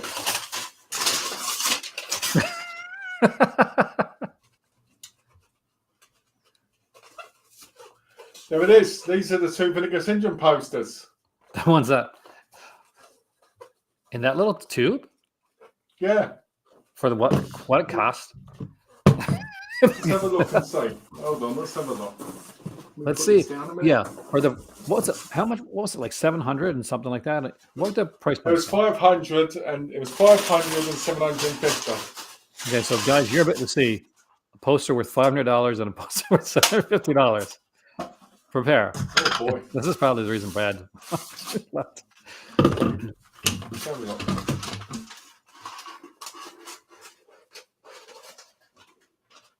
They're very small, aren't they? Yeah, that's what I was gonna say. So, what material are they made of, by the way? Or is it regular, or is it like... Just better than cheap cardboard. I won't pay £100 for them. Well, maybe somebody will online though. I will. So, use it to your advantage, man. Not happy with that. I think that's cheap shit. But oh well. Like I'm the person I usually keep everything. Like so, but if I would sell it. so. In case people wonder how many discs are in there, look at this. Holy crap, dude! I had one package like that. Once I did that. Where's my Beastmaster? Where's my base master in there? Is it there? It is. Perfect. Let's have a look. Bloody hell. So I picked up the shirts. Guess what happens when you come in, guys? Let's stay for a while. See some cool stuff. Have a look. Oh, it's very small. That's exactly what the wife said when we first got together. All right, let's have a look. So there's the first shirt. That's not bad, actually. I like that. Doing your syndrome. Yeah. The other shirt is basically, the what do you call it? So put it down there for the minute. So, well, the posters bag. are free after that. What's that? That's the first bag, and that's got stuff in it that was in the, Ute section. So we'll see if any of it's got damaged. Let's have a look. So first up, okay, there's no damage to this. You got the New York Ninja one there? Pigs. Oh, okay. There's no damage. No, I already own this gun. I own the 88 Films version, so I'll have to get rid of the that. Masterpiece edition, like the DVD from Trauma. Oh, nice. Count Dracula's great, love. There's no damage to that. Good film, really good film. This isn't one of them. Go Fish. Only time Nash here. That's one of the new ones. In case you're wondering, that's a new one. Why I bought Surf 2 slipcover, I have no idea. I don't know why I bought that. Miami Vice slipcover. I don't know why I bought this either. I don't know why I own Surf 2. The movie. Yeah, I was a subscriber, so I have an excuse. Oh, that is such a good edition. I'm so glad you got it, man. It's a really good edition. Not a single bit of damage on it, either, which is lovely. Alex came right at the time when my vinegar syndrome appeared. So none of them are damaged, which I'm really impressed with. I'm hoping my book's coming away. Rest in Paces. I like that one, actually. It looks underrated Loraz film. I like Loraz. I won't show these ones because these are the adult titles, but we're in the Ute section, and I can't show those ones, but there's 4 DVDs there. Rest in Pieces of the Soap Opera Connection. So here we go. These are some of the ones from this month. Spirit Riser. Do I know why I bought this? No. This is not label release, guys. So, yeah. Is that the spin-off label? Like they kind of went when they went their own way from like Culture Shock. Yeah, basically went his own way, and I think his releases have been a mixture of good and bad, depending on who you are. Well, this one is the Becomers. Like, I'm still waiting for the 4 Culture Shock releases to come out. I don't think that's ever going to happen. Oh, don't say that, man. I want that. This is a new release. Film Movement release. I trust in Film Movement because they release some really good titles. So I always pick up their titles if I don't have them. This one is Lourdes. Where's your Canadian Pictures International release of that? Oh, it's coming. It's coming. This one is Hotel. About a woman who gets a job in a hotel and she walks around for like an hour and a half. That's a real film, right there. Right, that's a good reason. Next one. Next bag. We've got another 5 bags. So bag of movies. We've got Solomon Terror. God, it's such a dad joke. 24 films. That sucks, boy. Oh, Bloodline, which I know a lot of people are excited for.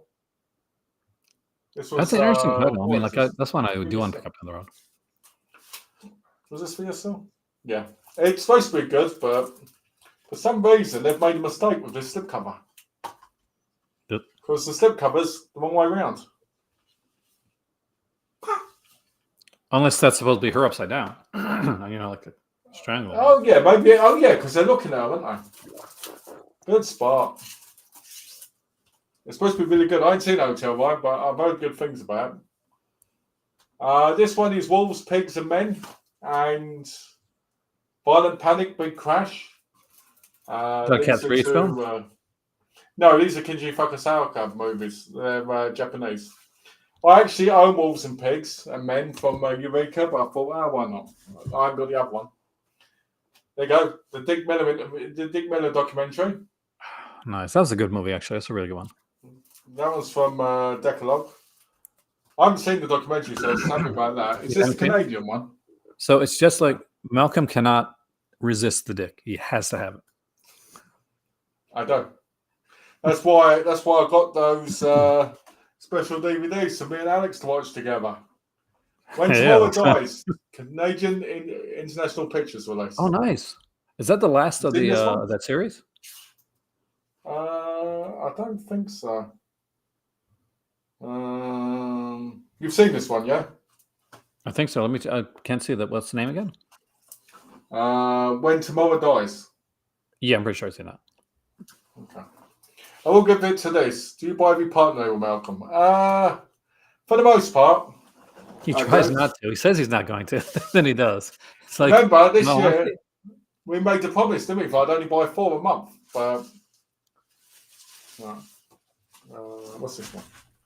The other Lawrence? To be fair, there's been a lot of good stuff coming out. So true. What I try and do now is I used to buy with them, but what I do now is I try and buy the ones that, in my view, are actual film and not just cobbled together. Because some of them are really, and you know. So, what's this one? Oh yeah. Those ones can go over there because they're not for me. I can't show this one because this one's an adult title. Disco Boy. Disco Boy. This is who released this? Big World Pictures released this. I think I've seen that one. Official journal, which person is the French agent? It's this the meanwhile Jim's escaping. Okay, that looks good. I'm looking forward to November and actually going to a film festival and actually seeing stuff. That should be good. But yeah, I used to bowl the. What's this one? Oh, Dogleg. This one's heavy. Which one's that? Dogleg. It's probably got a booklet in there. Yeah, it's a really thick one. So we've got Dogleg. That one's from memory. Then we've got. Oh, I Used to Be Funny. Yes. Anything of Rachel Sennett is worth buying. Aaron's the one who got me into this actress. Personally, I wish you'd got me in, but this is the only one I can get into at the minute. So that's another Utopia release, right? Yeah. Debbie Danger. Look at that cover. That's a cool cover, actually. This is a 98-minute movie. But I'm not sure. Nothing beats our Lord and Savior, Rachel Sennett. This one is See You Next Tuesday.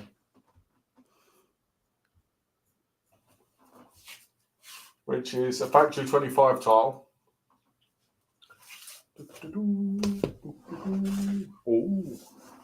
This one I'm really excited for. My Heart Is That Eternal Rose. That's one you want. I love the cover to that. This is a Canny release, which is brilliant because that means Canny are finally getting some big I've been noticing titles. something though. There's a disturbing lack of plastic chainsaws with any of these releases. Yes. Oh, there we go. Look. Here we go. Here we go. Oh, I actually think that this mouse will slow down, to be honest with you. It is. I've slowed down. Blonde on the Bum Trip. Oh, no, that's quite nice, that box. That's a big one, too. I won't show the other side because it's not... these are skin flicks, these ones. They're not adult, but obviously you still see some... So I can't show it here. Naughty stuff. I'll pray for your soul. Please do. I'm a cliche polystyrene. I didn't have this before. This was in the sale, so I thought I'd grab it. That was intriguing. It's a documentary. I got this in the Oop section as well. Nearly done, guys. So don't worry. Nearly done. 5 more titles, a comic, and two shirts. And a partridge in a pear tree. Primeval and Lurkers. Nice. You finally have it. I finally have Roberta it. Finley, so by the way, guys. something This is a about cool Roberta Finley double feature. that. And then this is basically the newer releases. Oh, rad on 4K. That is totally rad, man. I'm happy to. Everybody needs to have the dancing like bike scene. Look at that. That cover's beautiful. Oh. That is gorgeous. That is. Now, a lot of people are arguing at the minute online because they've started sticking stickers on instead of the actual label that says 4,000, of number of 4,000. So people Are they worried people are going to be able to take them off and like change the number? Yeah, because when you go over it, they're actually stuck on, so you could peel it off or peel over it. You know, I know a lot of people don't care, but there are people out there that obviously want that of 4,000 kind of thing. This is the Queen Britannia set. Oh, that is cool. Let's open it up and have a look. So, inside. Oh, there's the book. Let's have a look. Oh, make sure there's no nudity. Quite nice. What's the inside this look like? Oh, it's the same. Oh, man. They're getting too lazy. They need to make difference. I think it's like, how do you feel about like them like making shortly slimmer cases? I don't mind, but it's at good least for they fit on the shelf more. At least they fit on the shelf more, right? But what's this one? Let's have a look. Oh, we got Delirium. Can I show that cover? The front? I can show the front, but I can't show the back. Delirium. Oh yeah. I need that one. I need to get that one. I love that film. And Howling 2. Your sister's a werewolf. I still think they should have just had the back of her with the top rib light. But for the longest time, Howling 2 was really hard to get.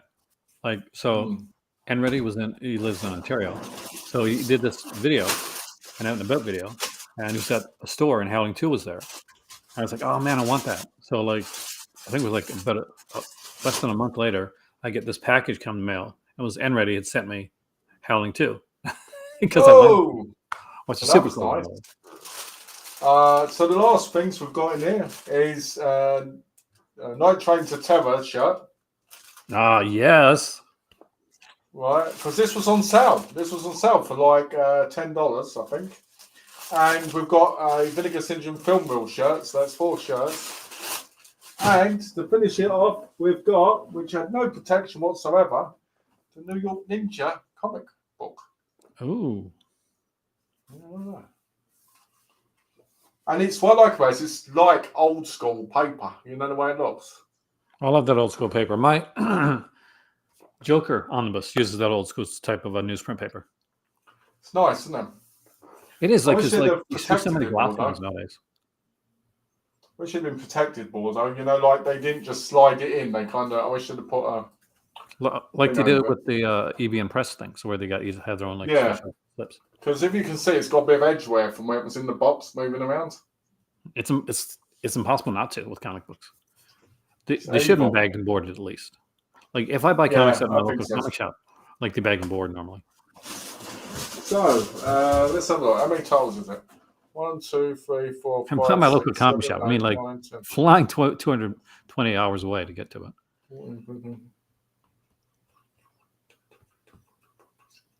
Guys, you didn't expect to see an unboxing here, did you? 35 releases. 35. See, people that stay around, Malcolm, see, for like the other parts, like don't like just come for the first 5 or 10 minutes. Get to see cool stuff. They do. I'll be honest with you. I probably should have bought all of it. But you know, what's a movie collector to do, right? Or at least you get to unbox yours now. I get to unbox mine in March or a little bit later than that. Yeah, true. Are you going to actually open them up in Canada? We're going to wait until you get home because they might get damaged. It depends. Like, that's the thing I'm worried about. I'll show some stuff in Canada. Maybe I'll wait on that one because I think you might be right. Mm. I'm gonna read them because I want to read the books, right? But Yeah. I don't know if I'll read them while I'm there because I'll be kind of busy too. So I didn't buy New York Ninja. I probably should have bought that one too.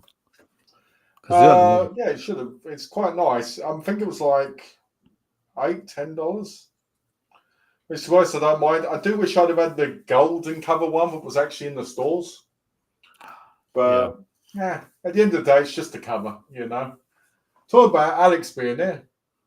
Any must buys in the television set. What would you say? I need him to message me. I need him to message me after we finish because I've got a lot of discs for him. So there you go. Is any must buys in the television sale?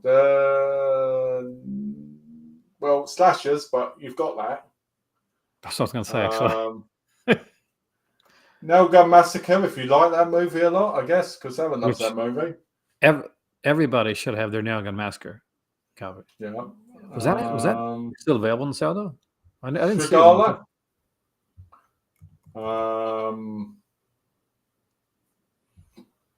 Other than that, I don't really know. Dante's Inferno, but it hasn't got the slip anymore. Because that sold out really fast. I mean, it was shockingly fast how quick that sold. So, yeah, probably not much, to be honest. And thanks, George. So let's have a look. I'm going to put these in here. The biggest complaint about when you buy a lot of titles at one time, you can guarantee some of them will come damaged with edgeware. So what do you think you'll watch first? First, I'm not going to be watching Delirium or Halloween 2 first. Not Halloween, Howling 2 first. Because I watched them this year recently, so I'm going to wait a while to watch them again. So probably Eye for an Eye, because I've got the disc, the Blu-ray. I already had it, but I decided to get this version and give Alex the other one I had, and then probably finally watch My Heart Is That Eternal Rose, because I recently got the DVD and now I've got the Blu-ray with an actual booklet in it. It'd be nice to watch it again. Because I'm really excited for the future of Canny, because they're actually getting some full-on phenomenal Asian cinema now.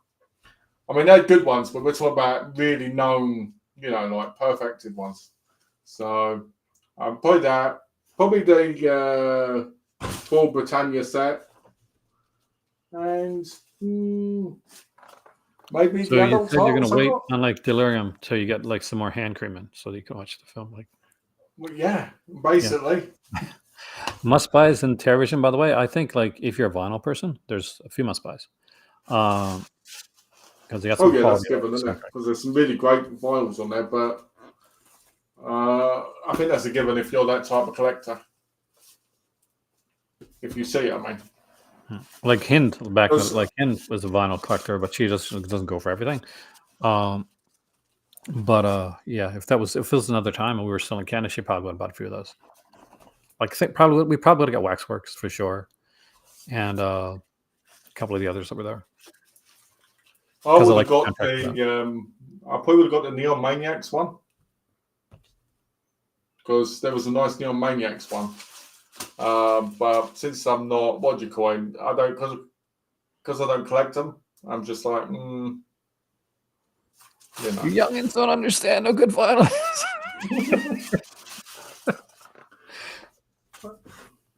Let's have a look. Where are we? I'm like melting here. It's funny, since I sent George Devil's Story, I always feel like I have to own a spare copy to give to people now. Especially now that it's in the sale. So every single sale, I buy a copy of Devil's Story now when it's like $10 to give to some random person. So did you tell that? Did George tell you that thank you? Devil's Story is one of my favorite movies of all time now. He did. He said he loved it. He said it was one of the greatest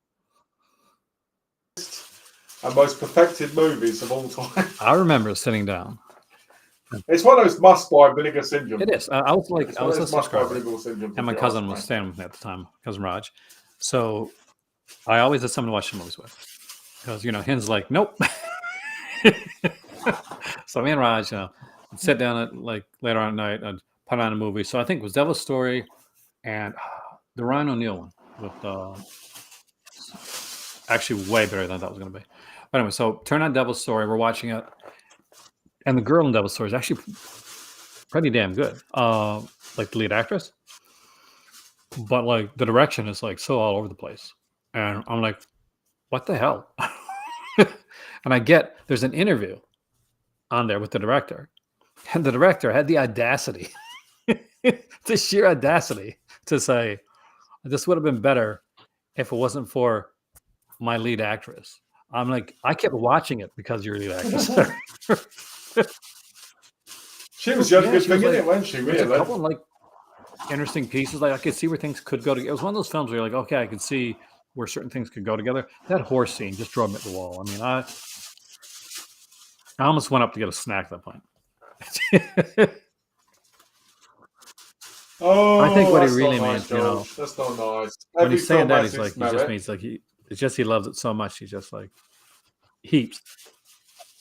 It's saying he loves crap because anybody who collects Mega Syndrome knows there's the masterpieces and then there's the it's so bad it's awesome crap. Well, and that's what George I is heard that George thought, you know, like maybe I should give up my Radiance collection and just get like multiple copies of Devil's Story. saying. He did. He actually messaged me and said, "Look, how much are all the Radiances worth? Because I want to own Devil Story in The my horse collection." scene was the scene that almost got me. Like I was like, I might have to get a snack, Raj. Raj was like, no. I did actually. We It's did, on my we did. Patreon, but here's the thing: it's on my free Patreon. So anybody that goes to my Patreon, you don't have to be a subscriber. You don't have to be like a money subscriber, claiming. It's anybody going to my Patreon don't have to be subscribed or anything like that, and you can actually watch the video. That's why I put it up there. I did an hour-long video. I did it free for everybody. No pressure to subscribe or anything like that. You can go on Patreon for free. Don't have to pay anything. Watch the video.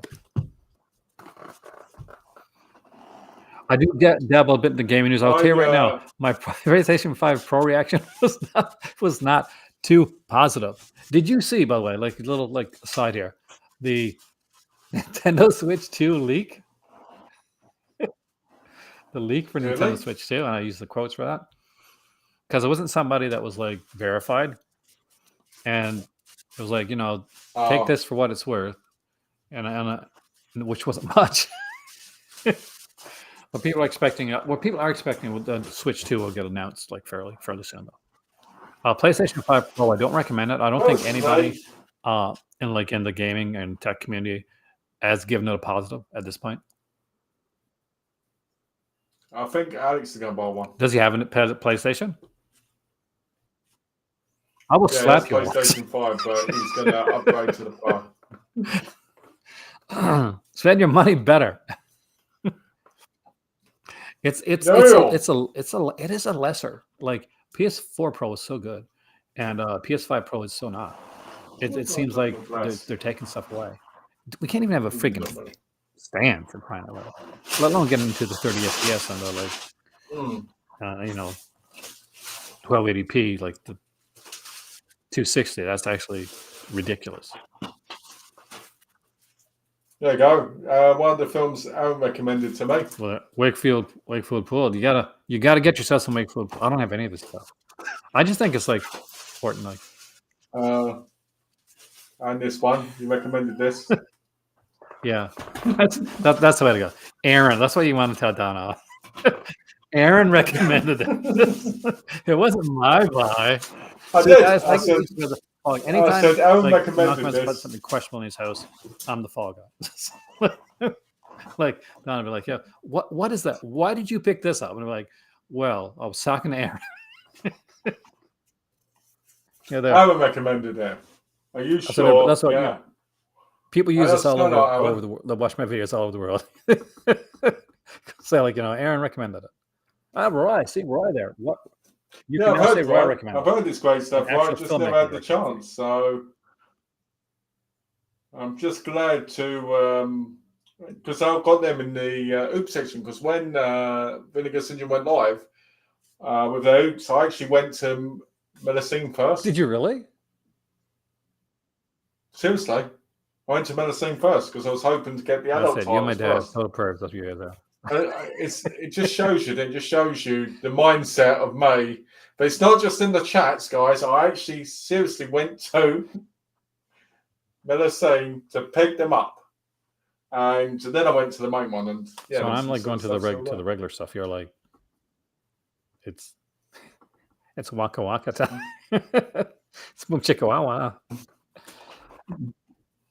What I want to know is this. So I just packed Yeah. some of the stuff away, right, into the box again for the minute. And I've got 12 titles here on one bag.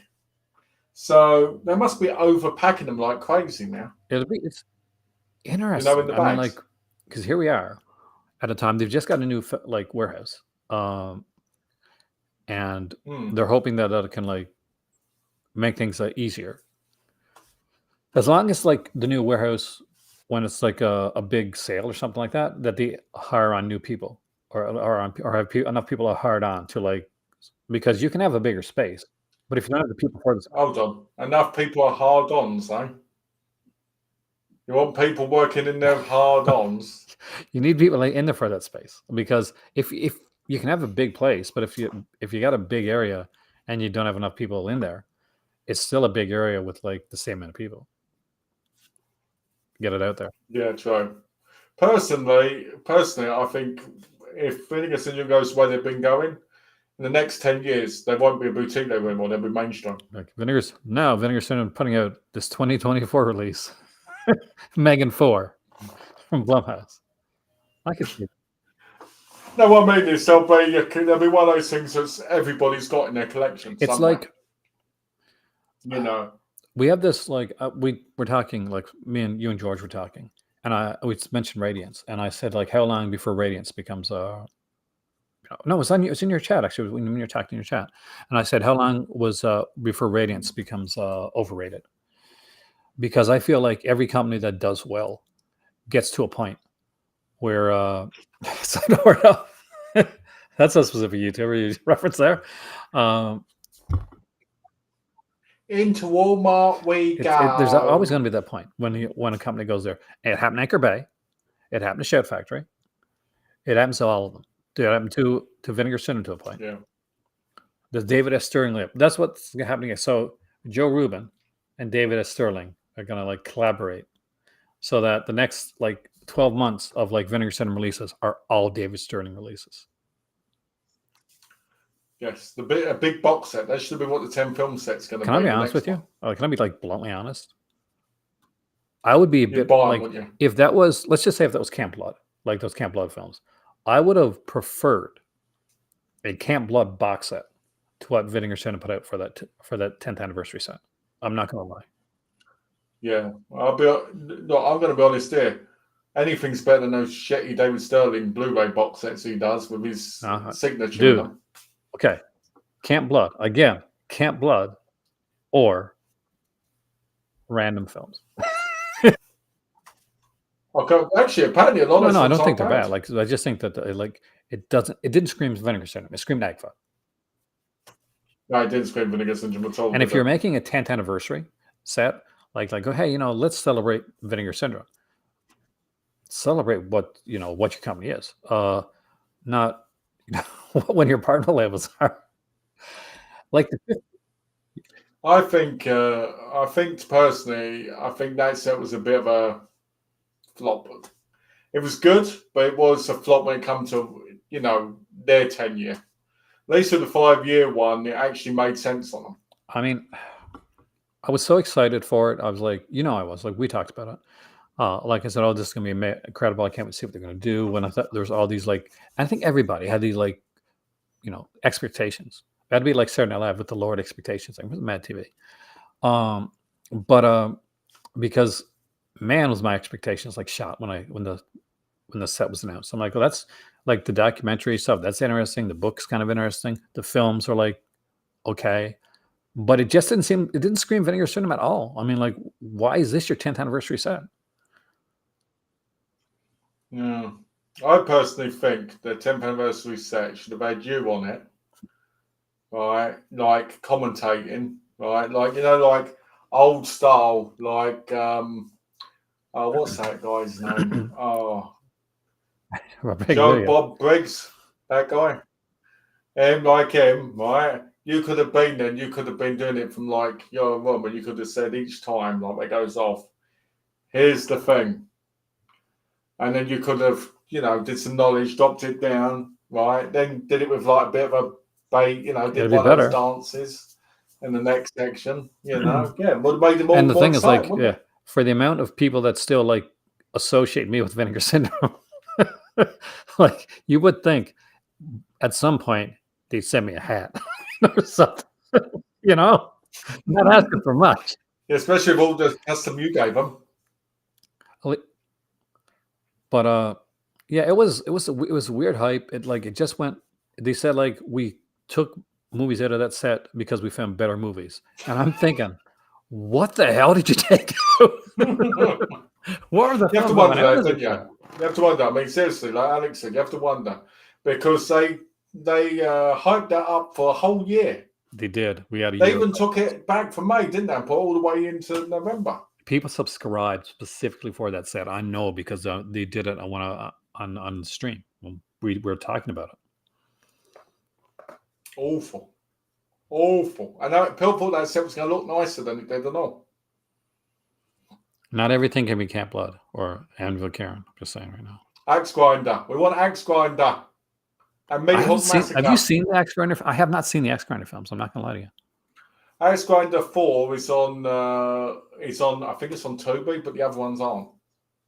Well, how am I supposed to understand it then if I haven't seen one today? Like, well, That's I'm what I supposed mean. to understand the deep lore of Axe Grinder. Like, We do need Mike Bassett, England manager in 4K. I've been fighting for that. That needs a 4K release. Well, if you could, Malcolm, you were given like the chance to work with the label to curate like your ultimate release, to actually be on a release, and to talk about it, to be like, and you choose the title. What would you choose? The Lost Tapes. It was only 2 minutes long, but I've got plenty to say about it. And positive or a bit of both. The reason I say Lost Tapes is because Alex directed that. So,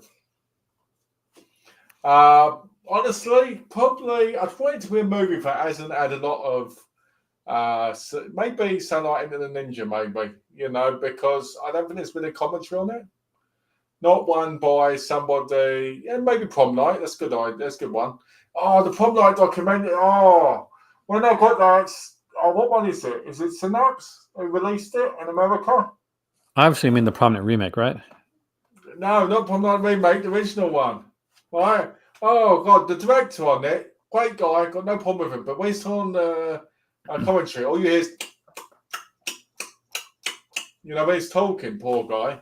For talking on the thing I made. And I couldn't listen to it because I was like, boy, So yeah, Prom Night, probably that, and then the Ninja. Maybe I'd want to do one on the Halloween trilogy, the new ones, just so I could constantly laugh on it and go, someone else could have done a better job at this, but screw that person. That's where you need me on there to be your counterpoint. When I say Malcolm, you ignorant slut. Exactly. Actually, Dave Green did an interview about it recently. He said that he feels that not what he did, like, wasn't like what a lot of people wanted him to do. So what he was excited about in the direction he was going, and he understands a lot of people didn't like it, and he feels a bit bad that like some people went on this ride and didn't get a satisfying conclusion to the ride. Which is fair, which is how you feel. Look, I'm gonna be honest there. I think with a franchise like that, I don't think you can ever make people happy. Not completely. You can't. I mean, like at the end of the day, like it made me happy. But like, here's the thing: there's always somebody's not gonna be happy. Somebody's not gonna like it. People aren't. Look at Halloween 3. How controversial was that film for years? People hate that, didn't they, at the time? But it's amazing. They walked out of the theater. Like they walked out of the theater during it. I know some people like like pretend to be sick to get the money back Doing the only. at the opening. Yeah, that's true. That's actually a true story. I actually do know somebody. Oh. But now it's a beloved. It's a classic, right? Like people didn't get it. Like that's why I feel a lot of these things. If your film like lives long enough, like to get that status, that cult classic status, then you did something right, man. I think that it'll get a reevaluation, but not yet. It's too early. It's only been a couple of years. Yeah. And I still don't think it's gonna be fair. But I think some people, and I think people are completely justified, like looking at Halloween Ends and saying, I feel that like that crap that didn't work for me. Give it 10, 20 years and people's minds will change because films, most horror films are just getting worse when it comes to franchise ones. So, I love it, but I think here's the thing: I completely see the justification for it. Like it's not one of those things where I don't understand it. Yeah, that's the thing. I think after Halloween Ends, David Gordon Green lost a bit of his he lost a bit of his confidence. credit. And so when Exorcist Believer came out, I don't think he was in a strong spot. And it's not the first time I've seen a director do this. When Willard was made, I loved Willard, the remake of Willard with Crispin Glover. That was fantastic, but it didn't do well. And the director of Willard went on afterwards, and you know what he made right after that? Let me think. The Problem Night remake. Black Xmas. And what, the 2008 one? Yeah, and you can tell that's the best one. You can tell that he doesn't have his confidence that he was making Willard. And I enjoy Black Xmas for what it is now, but even now I can still I can see oh yeah, there's some points where I'm like, yeah, he's listening to the studio. He's not following his vision as much as he's following. That's a bit like the remake of the remake, isn't it? Black Christmas. It is. I mean, like I wanted to like that Third Black Christmas so much. And I thought it was okay, but I thought it was so flat. It was so flat.